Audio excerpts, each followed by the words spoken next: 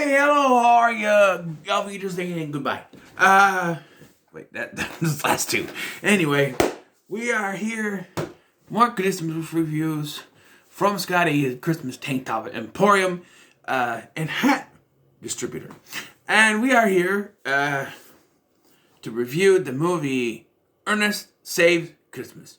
Yes. Come back! Don't leave. Please watch the video. Okay. Hey, what am I talking about? You clicked on the video, therefore you know what it is. So you did this yourself. Anyway, okay. Clean linen on Christmas. Gotta clean linen on Christmas.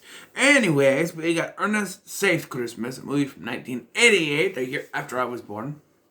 I was a little baby bambino thing. But I watched this when I was a kid. And I guess they're, I don't know.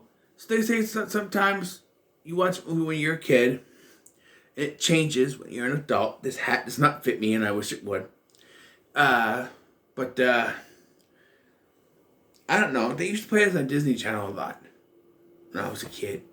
Ernest Saves Christmas, that's the name of the movie. I watched this on IMDb TV. And it wasn't that bad, but I did have some problems with it. The story is that Santa Claus, played by the guy who did the voice of Jasmine's father, of the Sultan in Aladdin, he has come to Orlando, Florida to find his replacement, whose name is Joe. And he finds Ernest instead. And Ernest is going to help him get his replacement. And then they also come across a young teenage girl named Harmony Star. Her real name is Pamela. And together they work to try to get Joe to become the new Santa Claus, but there's interruptions from maybe a not so evil agent played by the guy from Die Hard, who told John McClane to take his shoes off, socks and his shoes off, and rub his toes on the carpet. Yeah, that guy. He's in this movie, and it was also in it was a Christmas Evil. He was in that one too. So it was really weird. This came out the same year as Die Hard, so I'm sitting here trying to figure out if is it the same character? No, because this takes place in Orlando, and that took place in Los Angeles, New York, Los Angeles. That's right. He's a New York police officer. Los Angeles. So yes, I want to point out this. The first thing you see is there are these weird Santa Claus pictures. They're Coca-Cola ads, but they have the Ernest name put on there with the credits, and it's like, did Coca-Cola pay for this? They had to have, because people are drinking Coke later in the film, so they had to have paid for something, you know? So Santa, he comes out of a plane talking to this guy, and I like the back and forth between them, because the guy has no idea what he's actually talking about. Where'd you come from? Up north. Oh, me too. Canada or something. Toys. Where do you work? Oh, toys mostly. Oh, okay. He's just another businessman. And, how long have you been working? Oh, it seems, but yeah, this guy. But he does wish for snow, which does come back later. I didn't think it was going to come back. He's like, you know what I wish for? Snow. Snow? Oh, I thought you wanted a CD player. This dude is 50. Like 60 years old. Like in his 50s. CD player. Make sure to change that. And it does come back later, which I was surprised. But Santa, of course, is there. He calls for a taxi, and he gets Ernest, who's driving this one guy in a taxi, and he shoves him in the luggage area for some reason. And let me ask you something. I haven't seen a lot of Ernest movies. Is it customary for Ernest to always go up to the camera like this and go? Because it gets kind of annoying after a while. He does it every 10 minutes or so. Also, what the hell is up with the costumes? Like one when he goes in, he dresses up like a woman looking for, I don't know, Joe or Santa. And then he dresses up like the mayor's assistant or something. And then Harmony play the mayor's niece or something. And then later he dresses up as a snake wrangler. Wow, they don't know.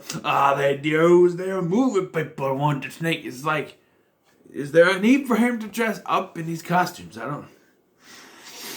I guess these make more sense than him just randomly going into costume in order to scare stupid. Which that doesn't make any sense, but. And then Harmony steals Santa's sack. His Christmas bag, it'll be gross. But yeah, he steals his Christmas bag and replaces it with one made of feathers.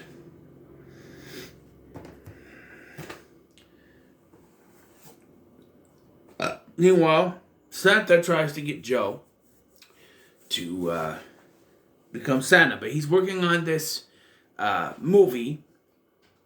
It's a horror movie, and he can't bring himself to use bad language. I guess he's meant to be Santa Claus. I don't know. I will say, when Ernest was in the scenes, it was enjoyable. And the main plot line, where they're trying to get Santa Claus and stuff like that, enjoyable. Santa goes to jail, for God's sake. Ernest goes to jail at some point too, doesn't he? Not in this movie, but Ernest goes to jail, But yeah, Santa goes to jail, and like he walks in, and they're like, the very next scene, they're singing Christmas carols because he's Santa Claus. The kids, I like that the kids know who he is, so that's pretty cool.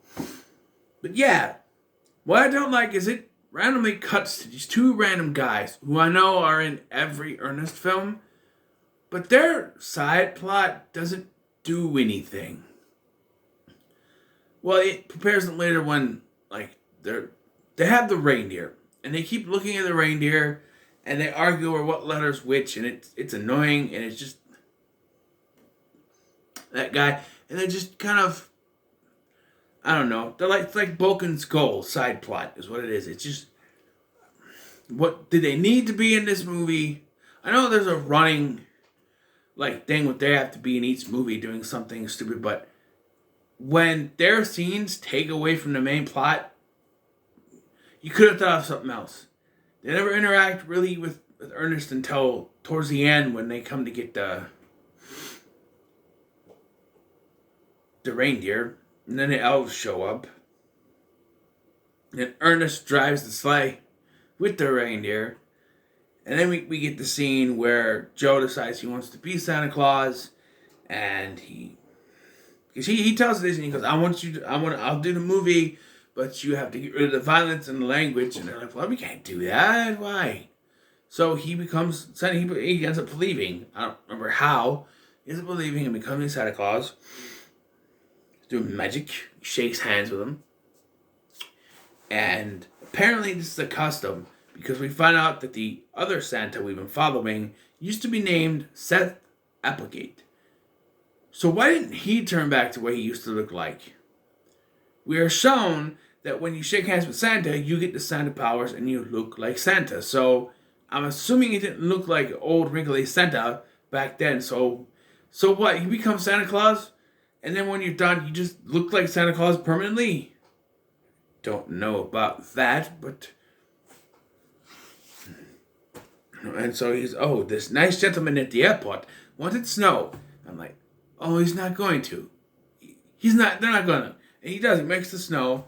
And they cut to the guy in his office, and he sees the snow. He's like, because he's arguing, I know it's Christmas Eve, but we got a job to do. And then he sees the snow, and he goes, you know what? It's Christmas Eve. Enjoy it with your family. And Merry Christmas. It's like, see, Santa did something good. But here comes Ernest. Coming through here, and I want to notice, to this, there is no villain in this film. Not really. The cops arrest him, sure. A lot of people point out the agent. He's not really a villain. He has Santa arrested because he thinks he's not well. He keeps pulling Joe away because he's trying to protect Joe. Because he's not sure what this crazy old man is going to do to Joe. He's not a bad guy. He's just sort of maybe an antagonist. He's not really a villain. There's not really a villain in this, you know? But yeah, Joe becomes Santa Claus and for some reason allows Ernest and Harmony to fly. And we got to close up Harmony's arc. And she decides she's going to go home. Apparently she's running away from... How old is she here? 16? Maybe? I don't know. She's running away from her parents, and then she decides she's going to go back, so... Yeah, and Santa gets his bag back, gives it to Joe. Yeah. Fun little movie. I'd say it's middle of the road. I'm just saying, because I didn't enjoy it as much as I thought I would. You know what? Screw it. It's pretty good. I think. I'll do that, because it's enjoyable.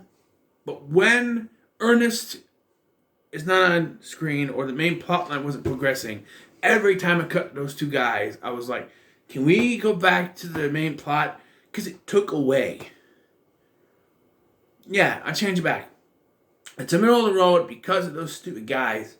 Subplots that made no sense and didn't really connect till the end, and even that didn't connect. And then even afterwards, they gotta go back and they're like, that's it. It's E, F, E, F, E, F. It says E, bunny, F, and then ears pop out. Oh, it's Easter bunny. Spoiler alert, there is no Ernest saves Easter, although that would be cool. Trying to help the Easter bunny. I'm here to help the Easter bunny. You know, Easter bunny. And you gotta love Jim Varney. Even as he's like, yes sir, Ernest P. Worrell, here to save Christmas for Santa Claus, a close personal friend of mine.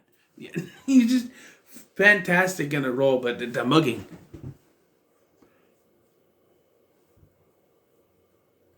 It's just kind of weird, but yeah, middle of the road for sure. I'm gonna keep on going with this here Christmas train, so choo-choo, and make sure to like, share, and subscribe. Thanks for watching. I've been Scotty, and I'll see you in the next one.